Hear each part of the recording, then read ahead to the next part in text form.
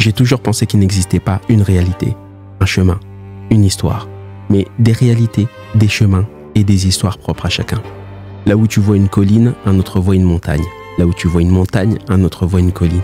Nos histoires sont faites de décisions, de victoires, de déceptions et bien plus encore. Ce n'est pas parce qu'on ne vit pas la même chose qu'on ne peut pas se comprendre. Tout commence par un échange. Puis vient l'inspiration, l'identification, la prise de conscience et l'évolution. Et maintenant, découvrons ensemble chaque histoire.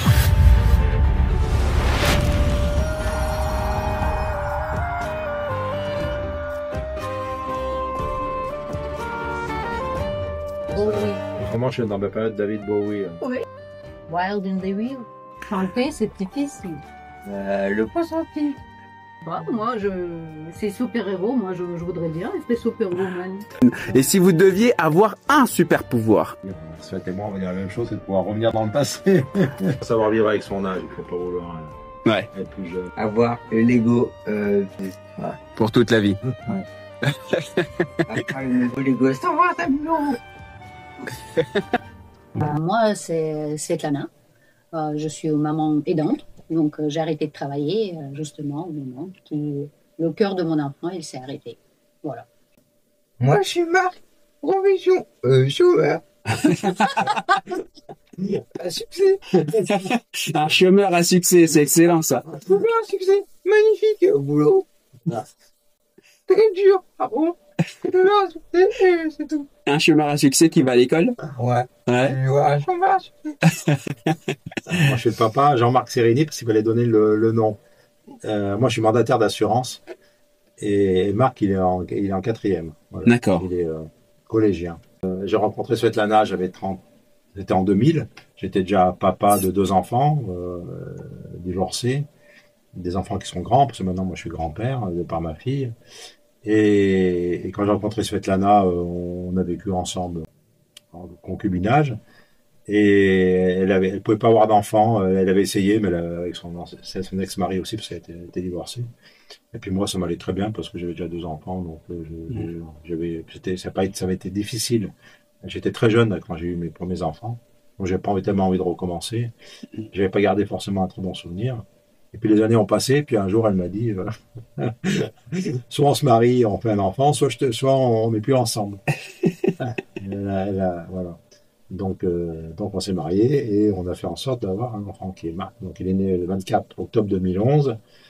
Et donc j'étais très très heureux. Donc, elle a bien fait d'insister, elle a bien fait de me pousser parce que je suis devenu père du coup tard et avec beaucoup plus de maturité. Enfin, j'appréciais chaque moment, etc.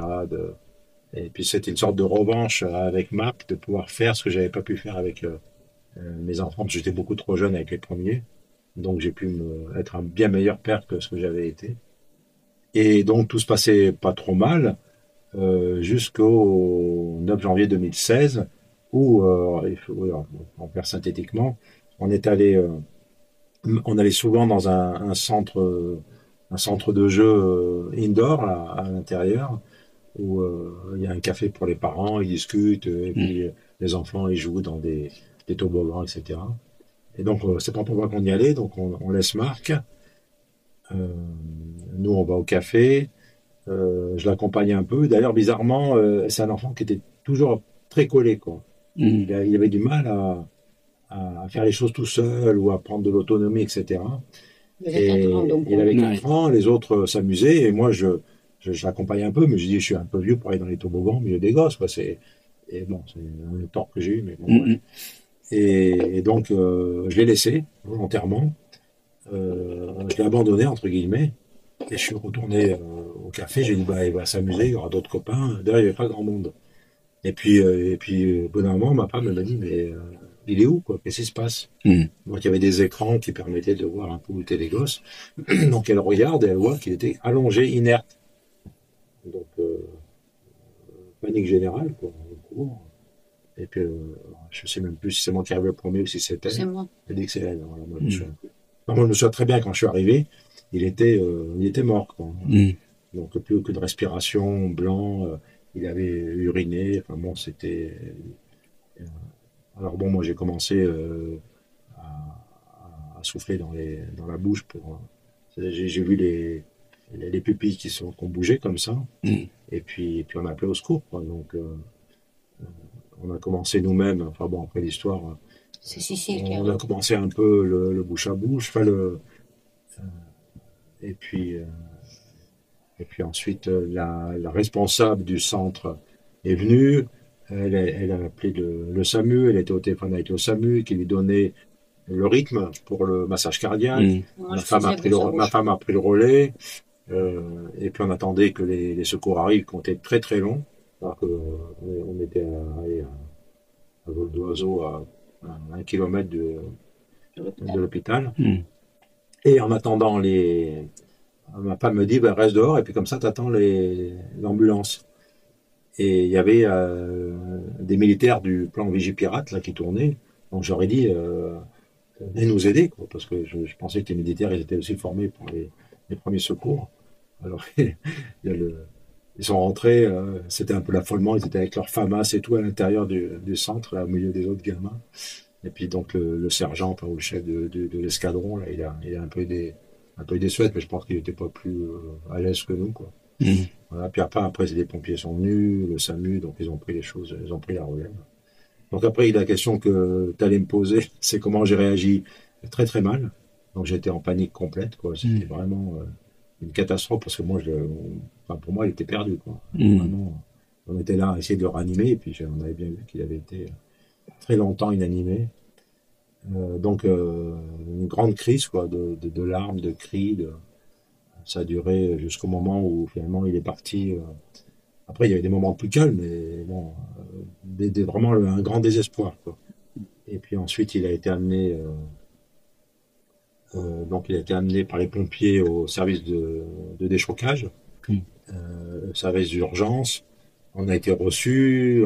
Bon, ça a duré quelques temps. On a attendu. On a été reçus par toute l'équipe qui nous a expliqué que son état était très très grave. Ils l'ont mis. Il était sédaté il était en coma. Oui, coma artificiel. Voilà, il était plongé dans le coma. Le corps avec pour refroidir le corps, pour éviter tous les dommages. Et en plus c'était pas simple parce que c'était un samedi. Donc généralement dans les hôpitaux le week-end il n'y a pas les médecins, c'est les étudiants. Ouais, c'est les étudiants de garde, les internes. Donc il a été mis comme artificiel. Ils ont dit on essaiera de le ranimer et on verra ce qui se passe quand on va le ranimer, quoi. Je crois que c'était le jeudi qu'ils l'ont réanimé. Donc il est resté le mercredi, je sais plus, plusieurs jours comme ça. Donc mon état d'esprit après c'était l'attente. Qu'est-ce qu'on va avoir, quoi? Est-ce qu'on va retrouver un enfant, un légume, dans quel état il sera, et alors pour moi, pour en finir, parce que ce fait, elle n'a pas du tout le même ressenti. À partir du moment où comme moi, j'ai considéré qu'il n'était plus là, qu'il était parti. Et à partir du moment où il était vivant, il nous a dit le cœur est reparti. Ça a été que du bonheur. Ça a été que du bonheur. Chaque moment était la joie de dire il est toujours là, quoi. Après et les angoisses, qu'est-ce qu'on va avoir, etc. Mais et ensuite ça a été difficile parce que ça a été au début il voyait pas. Il y a tout un long chemin pour arriver où on en est aujourd'hui. Mais la grosse chance que j'ai toujours, c'est que chaque jour était meilleur. C'est-à-dire qu'on n'avait quand tu pars du fond, ça peut être positif. Voilà. Et donc, toujours l'espoir que ça aille mieux et que le lendemain sera meilleur, quoi. Donc, c'est toujours du positif. Et comme je dis souvent aussi, il y a des parents qui ont des enfants qui ont des maladies dégénératives et eux, qui voient leur enfant qui décline et ils peuvent rien faire, quoi. C'est beaucoup plus grave, entre guillemets, c'est plus tragique d'être incapable de ne pas avoir le pouvoir de subir. Donc c'est pour ça que moi je suis plus heureux je suis plus heureux des papas. Et alors c'est amusant parce que avant son accident, j'avais plein de soucis parce que j'avais un autre boulot, j'étais entrepreneur, ça marchait pas. Et chaque année, je voyais ma situation financière se dégrader, quoi. J'ai dit cette année peut-être que je vais pas y arriver. Et après l'accident, rien ne s'est arrangé du point de vue financier. La société, j'ai fini par liquider l'entreprise, etc. Mais j'étais d'excellente humeur et toujours, enfin voilà, les perspectives avaient complètement changé. C'était devenu secondaire. Ouais. Et ça, c'était une belle. Parce que finalement, la santé, Oui, bien sûr. qui était là était beaucoup plus précieuse que. Ça n'avait pas d'importance ce que je faisais. Voilà. Donc, et je remerciais le bon Dieu parce que alors, moi aussi, dans ces cas-là, je me suis tourné j'ai prié et j'ai dit, mais qu'on m'enlève tout, quoi, tout ce que je possède, mais qu'on me laisse mon fils. C'est le plus important. Et ça a été exaucé. Donc, j'ai été exaucé tout le temps. On m'a pas tout enlevé d'ailleurs. Il a oublié un truc dans le deal, mais. Il m'a pas écouté. C'est pas plus mal. Donc depuis avec Marc, et ben voilà, on rigole, on passe, on vit la vie. Au jour le jour et vous le vivez à fond. Et c'est à ce moment-là, quand ça arrive, tout autour de vous, il y a des gens ou pas? Comment ça se passe? Il y a énormément de monde. Oui, il y a beaucoup de monde. Il y a les parents, ils sont paniqués un peu parce que d'abord moi je crie. Et puis bon, comme je t'ai dit, il y a les militaires qui arrivent, ensuite il y a les pompiers, il y a le SAMU, ils arrivent avec tout le matériel. Et puis l'enfant, il est allongé pendant 7 heures, 3 quarts d'heure. Ouais. Il n'est pas tout de suite évacué. Donc c'est même un traumatisme pour les autres personnes qui étaient là. Il y avait 2 frères qui jouaient au ballon, ils ont dû partir. Et puis lui, en fait, il y avait des espèces des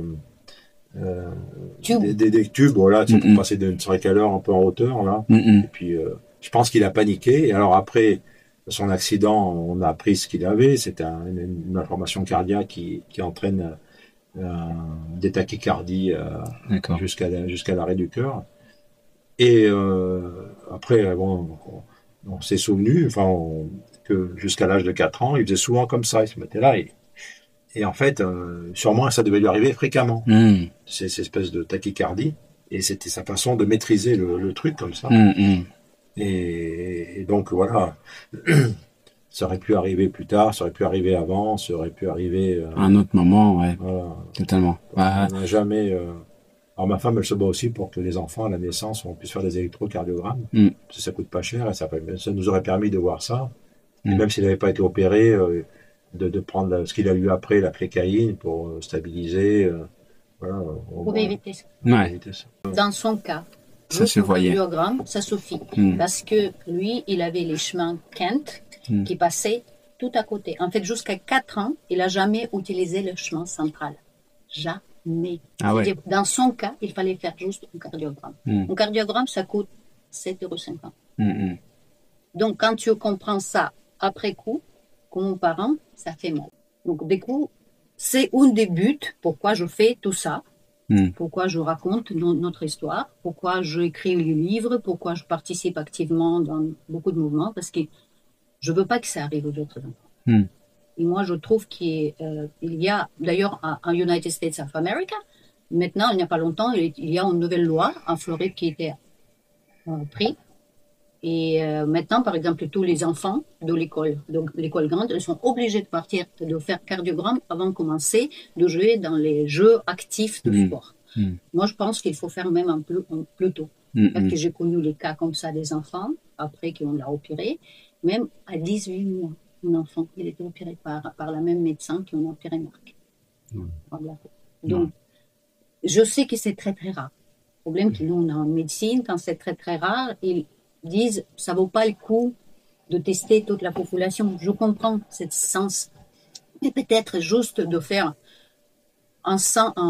une alerte en disant que ça peut être, si vous souhaitez, vous pouvez faire un cardiogramme, c'est déjà énorme. Si juste, je comprends qu'on ne veut pas inquiéter les parents, mais qu'est-ce qui est mieux de sauver quelques enfants pour que ça n'arrive pas, ou de dire les gens, voilà, vous pouvez faire cardiogramme, au pire, ils ont fait cardiogramme et tout va bien. Donc, c'est mon point de vue. Au moment où ils réalisent que voilà, c'est à cause de ça que c'est arrivé, ou du moins c'était peut-être une des raisons pour lesquelles ça arrivé, ils vous proposent une solution qui est l'opération, et cette opération, elle est faite et il n'y a plus du tout de problème, ou il y a des séquelles, il y a des conséquences après. Qu'est-ce qui se passe? C'est un long chemin. En fait, ce qu'elle explique, c'est que le cœur, il y a un chemin électrique, il y a un faisceau électrique principal qui est sécurisé entre guillemets, donc il peut rien se passer. Mais lorsque le courant passe, voilà, il passe à côté dans la chair et ben là c'est n'importe quoi. Donc à chaque fois qu'ils ablattent, c'est-à-dire qu'ils brûlent tous ces vaisseaux accessoires. Ensuite ils vérifient que ça passe bien par le circuit principal. Et c'est ce qui se passe souvent. Après l'opération, ils disent mais c'est génial, ça y est, ça marche bien. Et puis 24 heures après, boum, le chemin, enfin le circuit électrique trouve d'autres chemins. Donc ça a été fait 5 fois jusqu'à ce que, à force d'ablater de proche en proche, de pouvoir. Je pense qu'au début, ça passe un peu de partout, donc c'est plus facile. Et puis après, il faut être de plus en plus précis. D'ailleurs, Marc, ça n'a pas été le seul, on a d'autres gamins. Il y a une autre qui, justement, je connais très bien sa maman, qui est Marco. Il s'appelle Marco aussi, c'est drôle. Donc lui, il a commencé à faire justement tomber dans les pommes à l'école. Il était plus grand que Marc. Et il était ablaté 7 fois. 7 fois. Et sa maman, en fait, après que j'ai ablaté Marc en Italie, chez professeur Papone, qui est très connu dans ce domaine. Il est vraiment très, très connu. Même le cardiologue, quand je suis venue après l'ablation chez Papone, qui s'est réussi chez Marc, il est allé chez le collègue pour montrer le papier d'ablation qui était écrit en anglais. Il a dit, regarde, c'est le Papone qui a ablaté. C'est quelqu'un qui est connu dans son domaine, mais bien sûr que bon, les gens ordinaires ne peuvent pas le connaître. Quand elle a vu que Marc il a réussi à être ablaté là-bas en Italie, il est parti pour ablater son enfant là. Elle est française aussi, donc il habite au sud de France. Et son enfant, il était ablaté par Papone. Il va très bien maintenant. Il fait ses études. Après, jusqu'à ce que le problème soit complètement résolu, alors, il prenait la flécaïne. Donc il n'y avait pas de risque, mais sauf que la flécaïne, c'est un médicament qui endort. En classe, il était toujours en moitié endormi. C'était pour ralentir sa tachycardie, ça? Ouais, c'est ça. C'était pour éviter que... Et ensuite, une fois que c'est fait, maintenant, l'opération, en fait, il n'a plus rien au cœur, c'est ça? Tout va bien. 2018, après l'ablation de Papone. D'accord. Il peut faire tout le sport, ça c'est aussi, c'est une influence sur la vie. Et pendant tout le temps où il était dans le coma, quelles sont les séquelles qui sont restées?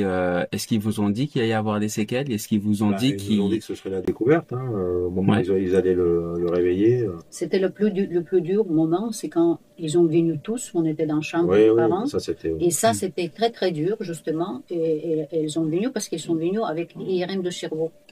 Et ça m'a choqué parce que moi, je me souviens, c'était juste quelques jours après. Il était encore en coma. Et les médecins ne regardaient pas mes yeux. Ça m'a choqué parce que moi, j'étais même énervée. J'ai réagi comme ça. Je dis, mais pourquoi ne me regardez pas? Ils regardaient partout, dans la pièce, sauf moi. Je dis, mais écoutez, parce que moi, j'avais des jours pour lire. J'ai étudié.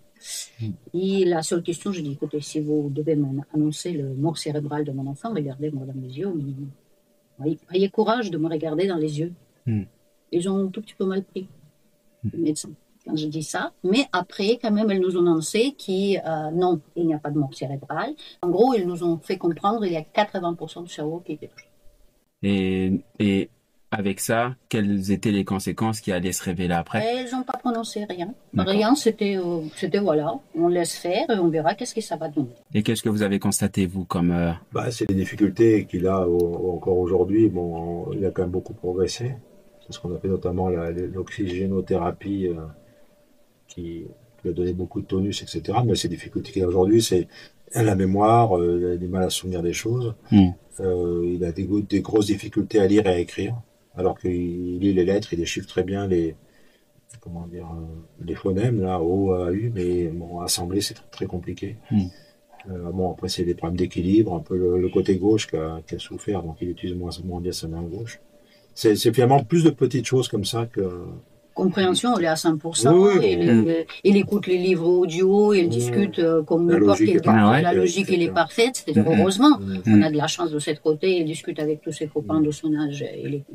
Il joue le jeu vidéo, il joue comme le jeu Fortnite, comme ça. Tu vas pouvoir nous en dire plus sur tout ça. Voilà. Mais cette côté, on a vraiment beaucoup de chance. Mais c'est sûr qu'il y a en fait, les conséquences et chaque détail, personne ne nous a pris le temps d'expliquer. On a éduqué et étudié nous-mêmes petit à petit. On a appris petit à petit avec les autres médecins aussi quand on est passé après en rééducation et surtout avec le temps. Voilà. Et Une fois que vous voyez les conséquences arriver, les séquelles de toute cette période-là, comment vous réagissiez? Qu'est-ce que ça vous faisait? Parce que moi, comme tout n'est pas arrivé d'un coup. Je voyais que des possibilités d'amélioration. Oui. Tiens, bon, on va faire de la rééducation, on va faire ça, on cherche des traitements, on va aller là. Alors, il y a des choses qui n'ont jamais marché, hein, on a fait des choses qui n'ont servi à rien. Mais on se projette dans un... il y a un projet avec l'idée d'arriver à une amélioration. Donc, après, c'est que maintenant, aujourd'hui, on essaie beaucoup de choses, et puis on sait qu'il y a des choses qui ne seront pas récupérables. Et quel impact ça a pu avoir dans votre vision entière de la famille, ou même dans vos relations tous ensemble, de vivre cet événement-là, ces événements-là, parce que c'est même pas un événement ponctuel, c'est sur la durée. Après, c'est devenu la priorité de tout le monde, quoi. C'est-à-dire que moi, j'ai un travail qui me permet d'être très disponible, je suis indépendant. Voilà, on doit partir à Paris une semaine, on doit partir à l'étranger, on doit partir. Je suis toujours là, je suis toujours présent. C'est devenu. Voilà, ma femme, elle est à 200% dedans. Moi, je veux dire que je suis à 85 ou 90%. Mais c'est vrai que, Marc, il grandit, il est adolescent, et bientôt il sera adulte, et il va falloir le laisser tranquille. Son autonomie, son indépendance, et qu'il se débarrasse de ses parents aussi. Justement, c'est notre prochain projet. Justement, on cherche comment la réaliser. Oui. Voilà. On va justement arriver à toi, Marc. Comment tu te sens? Bien. Ça va toujours? Ouais. Qu'est-ce que tu fais aujourd'hui? Qu'est-ce que tu aimes faire dans ta vie? J'aime beaucoup faire le montage, faire des vidéos, créer un peu les vidéos, voilà. J'aime, voilà. Mais trop bien. Je préfère ça. Mais mon métier, c'est monteur vidéo pour des youtubeurs, voilà. Ouais. Et c'est des choses que tu fais souvent, là, tes vidéos, montage et tout? Pas tellement, vu que j'ai de l'école, j'ai sport, j'ai des trucs, mais bon. Ouais. C'est une passion, mais voilà, pas grave. Ça vaut quand même du temps à faire ça, voilà. Ouais, mais c'est top que tu puisses garder cette activité-là, parce que tout à l'heure on en parlait en off, que tu as beaucoup d'activités, du sport, tu fais de l'escalade, tu fais plein de trucs. D'où te vient cette énergie de vouloir faire autant d'activités? Vas-y, pour faire du sport, quoi. Pour avoir un peu des muscles, quoi. J'ai pas envie d'être gros gras. Voilà. J'ai pas envie d'être un gros grassouillé. Genre être assis sur le canapé en train de monter des vidéos. Mais en plus là, t'es beau gosse, t'as des muscles, on voit quand même tes muscles. Justement, pendant ce moment où j'ai arrêté en voix off, on parlait en voix off, en gros on parlait de là ce que j'ai fait avant. Tu sais pourquoi j'ai relevé cet hôtel, tout ça en voix off. Et en fait, pendant j'ai travaillé le haut du corps, et voilà. Excellent. Bon, on voit les résultats, hein. Ah ouais. Ouais. Là, vu tes bras, là. C'est excellent. Et toi, comment tu vis à la maison alors avec papa et maman et toute cette situation dont on vient de parler? Franchement, plutôt bien. Ouais. J'ai mes copains, j'ai tout. En fait, j'ai mes copains, voilà.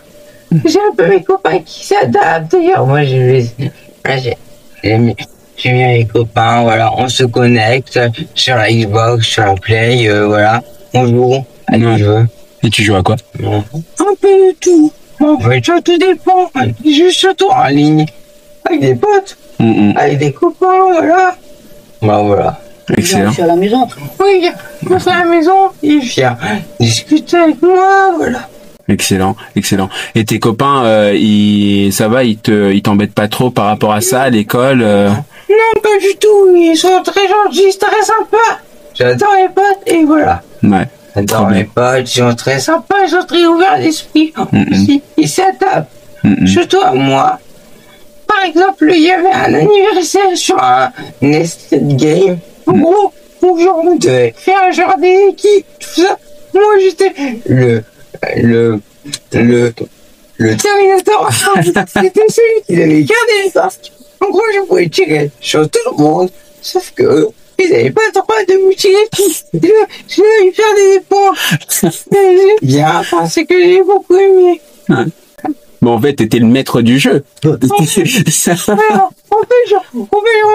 invincible. Je tirais sur tout le monde, j'étais invincible.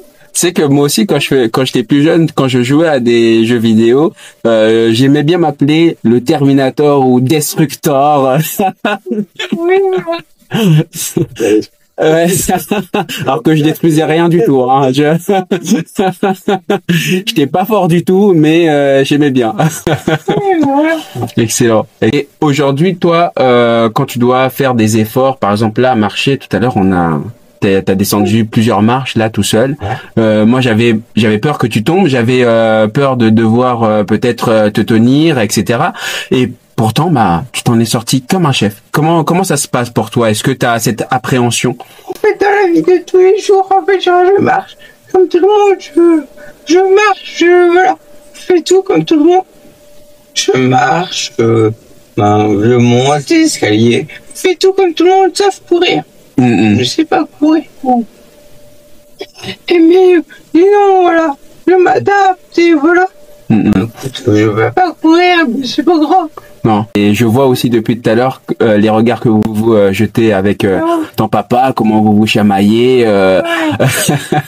Et c'est super cette complicité que je peux voir. Toi, comment tu la ressens? Comment qu'est-ce qui se passe dans ton cœur, dans ta tête quand il y a ces situations-là? Plutôt comme un père et son fils, qu'on joue, on s'amuse. Pas la bagarre. Et toi alors, Je fais pas de bagarre.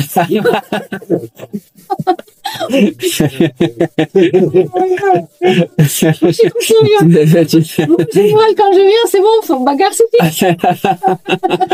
Et dès que maman elle a le regard tourné, allez, on prend la bagarre.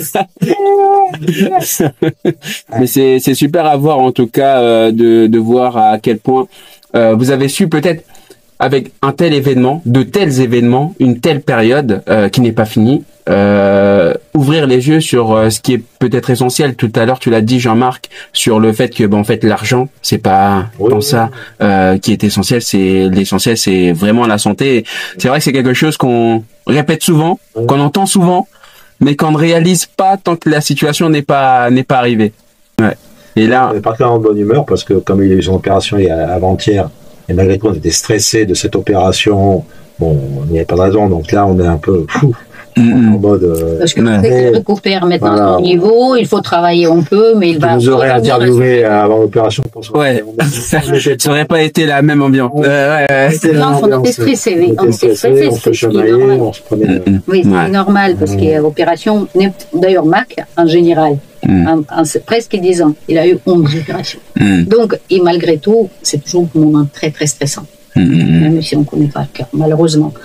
Et c'est pas quelque chose qu'on a envie de faire. Donc, moi, je prie le bon Dieu que ce soit la dernière qu'on a besoin. Et voilà. Et après, voilà, travailler, on sait faire. C'est dur, on travaille. Après, c'est quand on récupère son niveau normal de l'enfant qui marche. Oui, il a la distance peut-être un peu plus limitée que l'enfant ne va pas courir, etc. Mais si, en plus, il a un petit vélo de marche à l'école. En récréation qui s'appelle la Linky, c'est-à-dire c'est un vélo à 3 roues, et ça c'est génial, c'est une invention géniale. C'est une Brésienne. C'est un Brésilien, et en fait ça permet de lui presque courir dans un cours de récréation. Ouais, ça lui permet d'avoir un support. Oui, un petit support. Il balance avec les pieds, mais il est. Ouais, c'est très pratique. À niveau de ses copains. Ouais. Au niveau des yeux. Voilà. En plus, t'es grand, donc... Ah oui, en plus, il est grand. Au contraire, parfois, elle est obligée de se plisser. Ouais, de baisser la tête. La difficulté, c'est marcher, il y arrive, bon, sur des distances moins longues, mais... longue distance, non. S'il y a des aspérités sur le sol ou s'il y a des gens qui passent à côté, ça te met un peu en stress et c'est là qu'il peut tomber. Voilà, donc il faut aussi, ça dépend de l'environnement. Et en classe, c'est compliqué parce qu'il y a des couloirs, les gamins ils courent. Ouais, il peut vite être bousculé, ouais. Et comment ça se passe quand tu vois qu'il y a beaucoup de monde ou que tu dois faire une tâche? Est-ce qu'à un moment donné, dans ta tête, tu te dis, ça, je vais pas pouvoir le faire ou... Non, en fait, tu sais, dans la tête, je dis, quand j'ai beaucoup de monde qui court, par exemple, moi je me dis, ok, j'attends, et puis après je fais ma tâche. Non, parce que moi je sais que les gens, ils me poussent que s'en foutent de moi en fait. Si quelqu'un court à travers moi, je l'écrase. Terminator revient.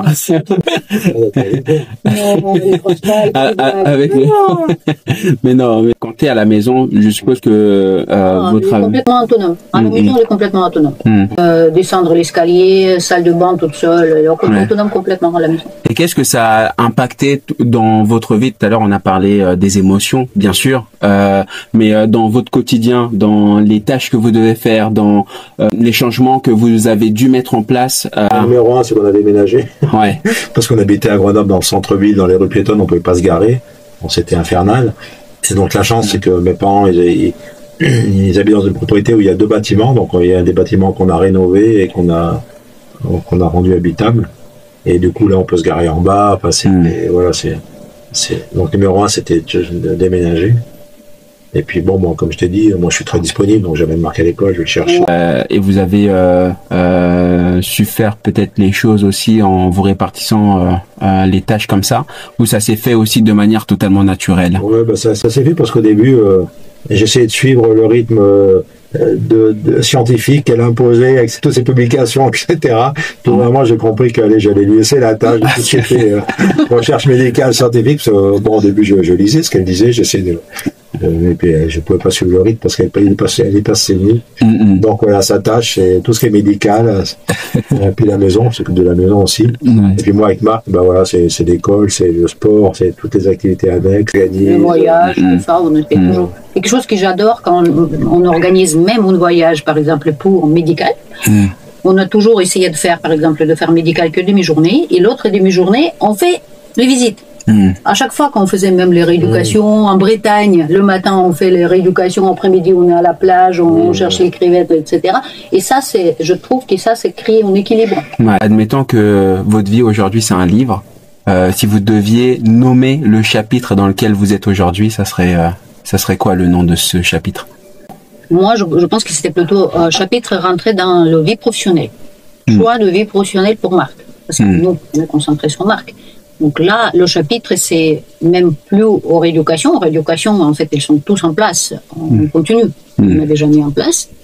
C'est plutôt de décider qu'il, lui, décide ce qu'il veut faire dans la vie. Et nous, on essaie de l'aider. Et de l'aider et de trouver des solutions pour lui. De s'adapter et pour qu'il trouve quelque chose qui lui plaît à faire. Et même pour un adolescent neurotypique, c'est-à-dire normal, c'est hyper difficile à choisir à 14 ans ou 15 ans. Imaginez un enfant comme lui qui, en plus, il y a plus de difficultés. C'est très, très dur à cet âge de savoir qu'est-ce que tu peux faire, qu'est-ce que tu veux faire, et c'est ce qui va être ton futur. On va essayer de trouver, et moi je pense que la meilleure façon d'essayer, c'est de tester. De tester, et c'est justement ce qu'on cherche, de tester, et on verra, et c'est à lui de nous dire si ça lui plaît ou pas. Par quoi t'aimerais commencer pour tester? L'audiovisuel. Tout ce qui est montage vidéo, j'aime beaucoup.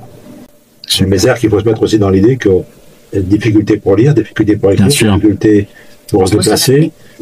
Et donc on s'est dit, tout ce qui est lié à l'ordinateur ou les logiciels, il ne faut pas forcément, il y a des icônes, etc.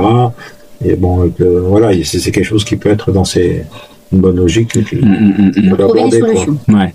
Totalement. Mais bon, ça peut être audiovisuel, ça peut être autre chose. C'est une des pistes, et après, on peut voir. Après, on sait que, par exemple, il faut essayer le piste de montage 3D, quelque chose qui se fait pour l'industrie. D'ailleurs, il y a parfois les modélisations qui se font pour les industries et qui peuvent être vraiment adaptées. Et justement, elles ont besoin, peut-être les gens qui vont penser, tiens, ça c'est confortable pour les gens qui n'ont pas, par exemple, complètement de motricité des mains, etc. Ça peut être aussi une piste. Et il faut chercher. Nous, on est à un stade justement de la recherche. Voilà, notre chapitre, c'est vraiment la future.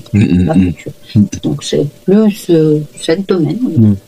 Honnêtement, au départ, j'étais en colère. Non, mais au départ, quand ça se passait vraiment, j'étais en action. J'étais celle-là qui donnait le bouche à bouche, etc. Et pourtant, dans ma tête, j'ai juste prié le Dieu pour que mon fils reste avec moi, parce que c'était le sens de ma vie. J'avais une seule fille, c'était catastrophique pour moi. Moi, dans ma tête, je disais directement, voilà, bon Dieu, si tu me prends de mon fils, je ne veux pas vivre. Et après, quand je suis arrivée à l'hôpital, j'ai commencé à étudier tout de suite. Et j'ai prié juste le bon Dieu pour que ça soit le mieux possible. Et j'ai vu que quand même, il y avait les cas, surtout avec les refroidissements, même avec une longue période de manque d'oxygène, qu'il avait les cas quand même de survie, il avait les cas qu'ils ont neurologiquement, elle était mieux, donc etc. Donc moi, j'ai espéré, j'ai prié, et en même temps, comme on dit, il y a un proverbe comme ça, il faut toujours prier le Dieu, mais en même temps, il faut chercher au niveau de science. Donc moi, je faisais plus chercher au niveau de science et je laissais plutôt prier le Dieu. C'était son domaine. Voilà. Donc, et après, c'est sûr que moi, j'avais certaines parties de moi qui étaient en colère. Surtout la colère, elle est arrivée quand j'ai compris qu'en fait, c'était évitable. Donc, et d'ailleurs, n'importe quel deuil, même deuil quelqu'un qui survit, ça passe toujours par la période de colère. Et petit à petit, cette colère, quand même, elle s'est dissipée. C'était une colère contre quoi? Contre qui? Mais contre tout, en fait. Un tout petit peu contre lui aussi, qu'il a abandonné, contre les médecins, qu'il a abandonné tout seul dans ce jeu. Donc, je pense que c'est autour de fait de parler, mais moi, je répète ce que j'ai vécu, c'était que du bonheur parce qu'il était là. Mais pour elle, elle a vécu ça comme une injustice. Et ça l'a mis pendant des années, elle a été très... elle a beaucoup changé, elle est devenue très dure à cause de ça. Parce que bon, c'était son seul fils, elle s'est battue pour l'avoir, et pourquoi moi, et pourquoi mon fils, et qu'est-ce que j'ai fait, etc. Pourquoi c'est un sentiment d'injustice qui a duré très longtemps.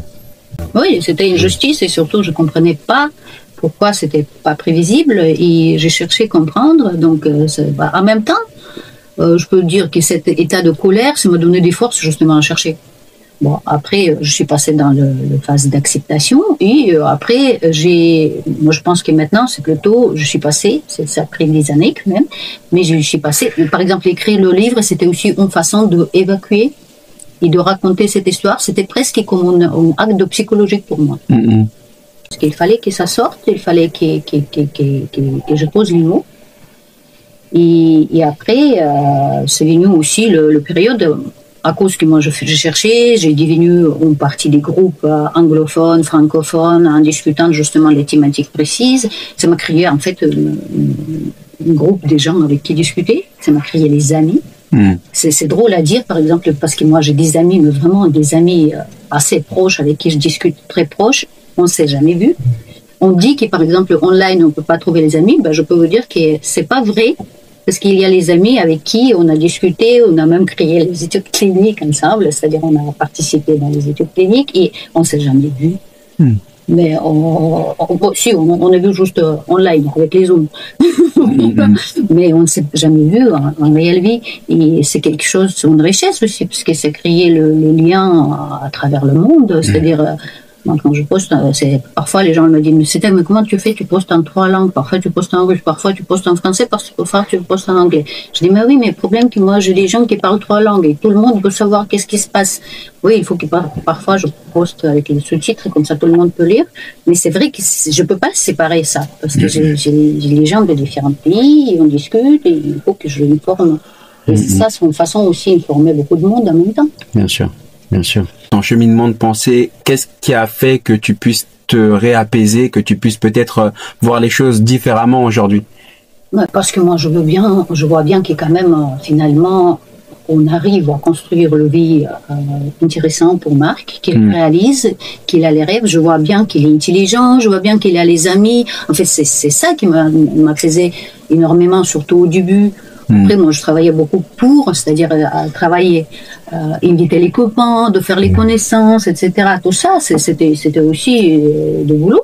Et maintenant, je vois qu'il crée ses connexions tout seul. Ça me rassure. Je veux dire que je vois qu'il sait ce qu'il veut. Maintenant, elle peut même contredire quand elle n'est pas d'accord avec moi. Moi, j'adore quand elle s'affirme comme ça. Ça veut dire qu'il va construire, elle sait qu'est-ce qu'il veut faire. Et c'est ce qui tu as. En fait, quelque chose qu'un parent il a peur souvent, c'est que ton enfant, il ne pourra pas faire son chemin. Mais maintenant, je pense quelque chose qui m'apaise, je pense qu'il fera son chemin. Il trouvera quelque chose pour lui qui ramènera le sens de sa vie. Parce que pourquoi on est tous sur cette terre, c'est justement pour trouver quelque chose qui nous donne le sens. Moi, je suis maintenant maman aidante et activiste. C'est comme ça, c'est passé comme ça. Au départ, c'était pas par choix, mais finalement, c'est devenu et finalement, ça me plaît. On va dire ça me plaît, et j'ai des choses à raconter et des discuter, et je trouve que c'est génial pour aider les autres aussi, pour transformer des choses, et c'est très bien. Et à force de répondre dans les groupes Facebook, à échanger sur les thérapies, parce qu'on a fait, faut voir, on a fait le tour du monde presque avec Marc.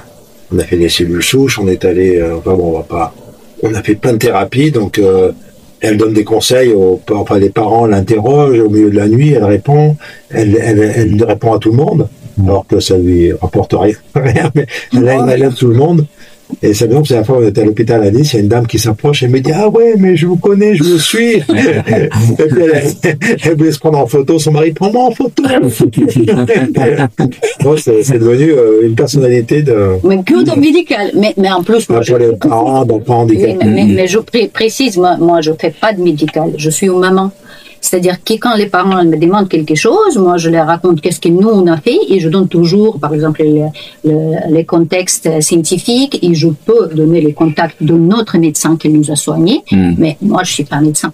Donc il y a grande différence entre ça, c'est-à-dire moi je peux raconter comme moi j'ai compris la thérapie, mon point de vue, mais après je dis vous devez contacter le médecin. Si vous pouvez pas contacter le médecin d'un pays où nous on était, essayez dans votre pays de trouver spécialiste dans ce domaine et contactez-la. Ouais. Parce que tu racontes, c'est ça en fait le partage, c'est pouvoir partager avec d'autres personnes son expérience pour que peut-être ça puisse faire écho dans leur vie, et peut-être que ça les aidera pour à un autre moment ou au moment T, peut-être même. Oui, et tu te rends compte qu'il y a Marc, il y a eu son accident, mais bon, des enfants handicapés, il y en a beaucoup, il y a des situations bien plus graves, etc. Donc toi, tu viens en perspective ta propre histoire. On comprend celle des autres. Ce relativisme, il est arrivé à quel moment pour vous? Moi, c'est le temps qui fait son œuvre. Je pense que c'est le temps. Je pense que c'est pas seulement regarder les autres, parce que moi, j'essaie d'aider tout le monde avec n'importe quelle situation. Donc, et par rapport, de donner vraiment des informations que j'ai et de proposer à consulter derrière. Mais je pense que c'est vraiment le temps qui joue aussi énormément le rôle pour avoir cette recul. Et aussi les connaissances, parce que malgré tout, quand tu lis beaucoup de choses que tu connais et tu as des connaissances qui s'accumulent, même si c'est pas connaissances médicales, mais c'est les connaissances quand même. Et moi, je vois bien qu'après le développement, et ça donne confiance dans la vie, et surtout que aussi quand tu rencontres les gens qui ont de handicap et qu'ils ont de la pêche et qu'ils réussissent, ça donne aussi. Ça booste. Ça booste. Salut Virginie, merci pour la boost. Des fois, dans le domaine des neurosciences, je trouve que le corps humain est tellement bien fait, ou le cerveau, je sais pas, mais on finit par oublier même les pires souvenirs, quoi, où ça s'estompe, tu vois. Et alors, on se projette dans l'avenir, qu'est-ce qu'on va faire avec Marc, etc. Et comme on ressasse pas le passé, finalement, ça s'estompe, et puis et ça devient, bon, on a vécu un moment difficile, mais la douleur aussi s'estompe avec. Ça devient un point insupportable, quoi. Quand ça nous arrive à l'instant T, on se dit, mais c'est quelque chose on est tellement perturbé, tellement impacté, que ça va on va l'avoir en nous, et ça va être indélébile. Finalement, c'est petit à petit. Parce que lui, c'est un vrai clown. Lui, il est agréable à vivre. Marc, il fait tout le temps des blagues. Autour de vous, comment les gens réagissent par rapport à ça? Que ça soit vos proches, que ça soit des amis que vous aviez, etc., la famille, comment réagissent les gens autour de vous? Écoute, on a beaucoup de support, et beaucoup plus que je m'attendais ou j'imaginais, en fait. J'ai rarement eu d'occasion de gens qui auraient pu dire, entre guillemets, parce que bon, on est dans une famille assez aisée quand même. Moi, j'ai connu j'aurais pu faire beaucoup d'envieux, quoi. Des gens c'est quand il y a des gens qui ont beaucoup de choses, à un moment donné, quand ils ont un coup dur, on dit, tiens, faut un peu que ça leur arrive aussi à eux, tu vois, pourquoi pas. Mais je m'attendais à ça, et je l'ai pas ressenti. J'ai pas eu Non, au contraire, à travers les copains de Marc, on a réussi à faire même les couples d'amis, on s'invite, on a des... Dans la famille, que du support, mes parents nous ont toujours aidés financièrement. Même mes autres enfants aussi, ils ont toujours demandé des nouvelles. Bon, ils font leur vie, ils sont adultes, donc ils sont pas... Et ma famille aussi. Ma sœur nous a accueillis en Israël plein de fois. Ouais. À quelle place On les tient au courant. Par exemple, l'opération de Marc, il faut faire poste le message à tout le monde, raconter ce qui s'est passé. On les tient au courant de tout ce qui se passe. Il y a le support, il a reçu plein de messages de ses copains, des amis, des machins. Bon, c'est génial, c'est fait en support. Mais nous, on partage avec eux parce qu'eux, ils ont besoin de nos nouvelles aussi. Je pense que le plus difficile, c'est l'administration. Oui. Ça, c'est tous les parents d'enfants handicapés qui doivent monter des dossiers à la MDPH ou ça. On efface. Bon, c'est vrai pour tout le monde finalement. C'est là qu'on affronte les pires, quoi. C'est-à-dire des gens ou une administration qui n'a pas de considération, qui n'a pas d'égard. Et on retrouve ça dans certains médecins aussi d'ailleurs. Qui a un manque d'empathie, alors qu'on pourrait penser que c'est leur boulot. C'est leur boulot. Les moments les plus durs, c'est surtout avec certains médecins ou avec l'administration. Pour vous aujourd'hui, quels sont ces petits moments de joie qui vous restent imprégnés en tête après chaque journée que vous vivez tous ensemble? En fait, c'est vraiment lié à Marc. En fait, il y a des moments, il a eu le mois dernier où il avait cette douleur à la hanche et tout. C'était dur pour la voilà, donc nous, l'humeur de Suède va dépendre de l'état de santé de Marc. Donc le jour où ça va bien, il dit comment ça va aujourd'hui? J'ai moins mal, alors on est content. J'ai un peu plus mal, mince, qu'est-ce qui se passe, qu'est-ce qu'on va faire?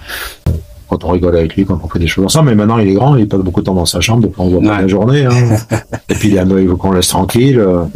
Sur la porte, il y a un... Bon, après, quand il y a un voyant rouge ou un voyant vert, selon s'il veut nous voir ou pas, il est rouge, et puis laissez-moi tranquille. C'est un bon code, ça. On le laisse ça va, papa et maman, ils respectent ce code. Plus ou moins. Je rentre, et papa, il m'a dit c'était rouge. Et toi, comment tu te sens aujourd'hui, Marc? Très bien, franchement, bien. Il est quand même très soutenu par son école, quand même. L'école, on a eu de la chance avec le collège. La chance, et aussi, je pense que ça dépend des gens. Voilà, donc, il nous aide, voilà, donc. C'est vous. C'est bon. L'école, cette école, elle est bien. J'aime beaucoup. Collège. J'aime beaucoup mon collège, j'aime les copains. Ouais. Tu l'aimes tellement que les jours où tu n'as pas avec classe, tu dis ouais, génial. Mais ça, c'est pour les ados. Mais c'est pour les. La première semaine qu'il avait son œdème à la hanche, on dit bon, il faut plus qu'il bouge. Elle dit Marc, tu vas plus aller en classe, tu peux plus y aller. Il a fait ouais. Après, au bout de quelques semaines, il a dit bon, je m'ennuie, j'aimerais bien retourner. Voilà. Mais c'est en tout cas super de te voir aussi joyeux, aussi souriant, aussi. Et voilà. Super. Merci beaucoup à tous les trois.